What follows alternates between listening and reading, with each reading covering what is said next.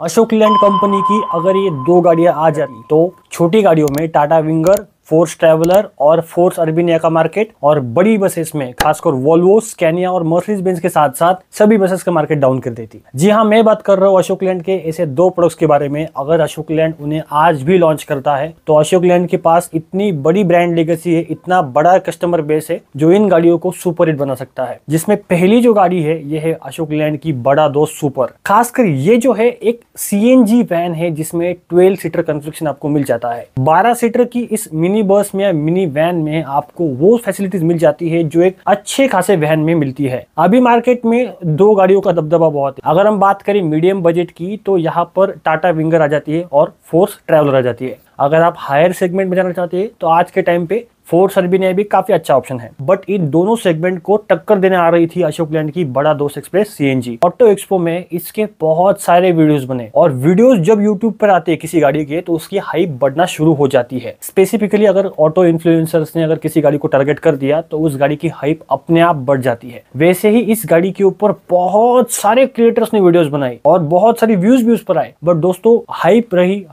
और हाइप चली गई। मतलब कि आज इस गाड़ी के बारे में कोई बात भी नहीं करता। इस गाड़ी में अशोक लेलैंड 58 एचपी का सीएनजी इंजन ऑफर करने वाली थी जो खासकर 158 न्यूटन मीटर का टॉर्क जनरेट करने वाला था। और ये जो इंजन था अशोक लेलैंड के नए सीएनजी लाइनअप का एक पार्ट था। दूसरी बात इस गाड़ी के बारे में वो थी इसकी सीटिंग कैपेसिटी। पीछे की सेक्शन में यानी कि पैसेंजर कंपार्टमेंट में 10 सीट दिए गए थे और फ्रंट कैबिन सेक्शन में ड्राइवर के साथ साथ और 2 सीट्स दिए गए थे। एक 2.8 मीटर के सेगमेंट में काफी अच्छा खासा आपको सीटिंग लेआउट मिलने वाला था। और जो गाड़ी का डिजाइन जो शोकेस किया था अशोक लेलैंड ने, भले ही कंसेप्चुअल हो बट दिखने के लिए भाई लाजवाब लग रही थी। मतलब थोड़ा थोड़ा डिजाइन जो है पीछे से टोयोटा की हाईएस लग रहा था, बट जब आदमी सामने आता तो भाई साहब लगता था कि हाँ ये है अपनी अशोक लेलैंड बड़ा दोस्त एक्सप्रेस। इस गाड़ी में सीएनजी कैपेसिटी कितनी थी ये तो नहीं पता, बट इसमें 3 टैंक्स अशोक लेलैंड ऑफर करने वाली थी जिसमें total capacity near about 18 kilogram की आप मान सकते हैं। साथ ही साथ 18 किलोग्राम कैपेसिटी में अगर हम 1 किलो का इसका माइलेज पकड़ ले 15 या 16 किलोमीटर पर केजी, और इसमें अगर 18 केजी भी गैस बैठता तो भी ये काफी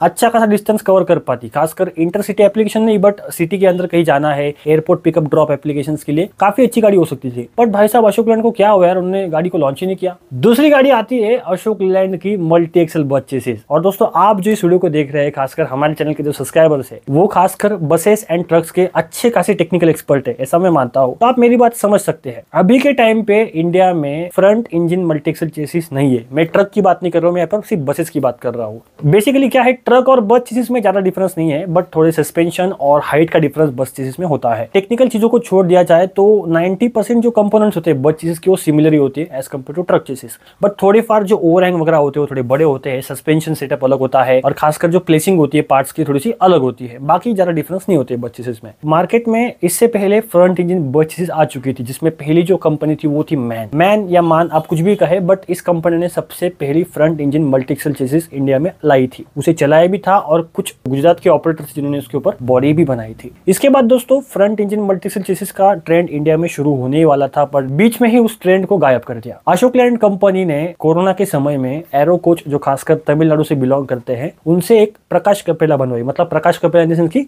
उसकी कॉपी जैसी बस बनाई और इस मल्टी एक्सल चेसिस के ऊपर उन्होंने माउंट कर दिया उस बॉडी को। और उस बॉडी को उन्होंने टेस्ट भी किया। नियर अबाउट मेरे इन्फॉर्मेशन के हिसाब से अगर किसी प्रोडक्ट को उतारना है मार्केट में तो उसकी कम से कम 2 लाख किलोमीटर यानी कि 2 लाख किलोमीटर टेस्टिंग करनी पड़ती है किसी भी कंपनी को, चाहे छोटी गाड़ी हो चाहे बड़ी गाड़ी हो। और कमर्शियल व्हीकल्स में तो थोड़ा ज्यादा टेस्टिंग करना पड़ता है। तो उस गाड़ी का भी उतना टेस्ट हुआ ही होगा। गाड़ी की हाइप इतनी बढ़ गई थी कि उन्होंने न्यूज भी, मतलब कुछ ऑफिशियल न्यूज साइट जो है उन्होंने भी ये डिक्लेयर कर दिया कि भाई ये गाड़ी आने वाली है। इसके बाद उन्होंने और एक बस बॉडी बिल्डर से गाड़ी बनाई सीटिंग वेरिएंट में, उसका भी टेस्टिंग शुरू किया। तब लोग खुश हो गए कि भाई साहब मल्टी एक्सल बस आने वाली है। बट यार उसका भी कोई आता पता नहीं। अशोक लेलैंड कंपनी का मुझे समझ नहीं आता कि ये प्रोडक्ट दिखाते हैं, अच्छे प्रोडक्ट दिखाते हैं भाई, पर लॉन्च क्यों नहीं करते। तीसरी आती है अशोक लेलैंड की सीएनजी स्लीपर बस। जी हाँ, मैंने बताया था आपको कि मैं सिर्फ 2 गाड़ियों के बारे में बात करूंगा बट ये आपके लिए बोनस है। जब कोई कार इन्फ्लुएंसर किसी बस को देखता है तो भाई साहब उसको लगता है कि भाई साहब बस में ज्यादा ही क्या होगा। बट अशोक लेलैंड ने स्लीपर बस का डिजाइन इतना जबरदस्त रखा था कि भाई साहब कोई भी आदमी हो जिसे बस में कुछ भी नॉलेज नहीं है उसको भी वो बस अच्छी लग रही थी। इतना अच्छा काम किया था अशोक लेलैंड ने। बट वो कंसेप्चुअल था भाई। कोई भी कंपनी जब कंसेप्चुअल वेरिएंट दिखाते हैं ना, तो उसे जितना ज्यादा कैची बना सके उतना अच्छा बनाने की कोशिश करती है, क्योंकि हजारों लोग देखने वाले हैं, हजारों मीडिया के सामने हो जाने वाली है, तो उसको उस हिसाब से बनाया जाता है। इसी के चलते हुए अशोक लैंड ने उस बस को दिखाया, अच्छा खासा शोकेस भी किया। अच्छी गाड़ी थी यार भाई, पर उसका अभी भी कुछ पता नहीं। कंपनीज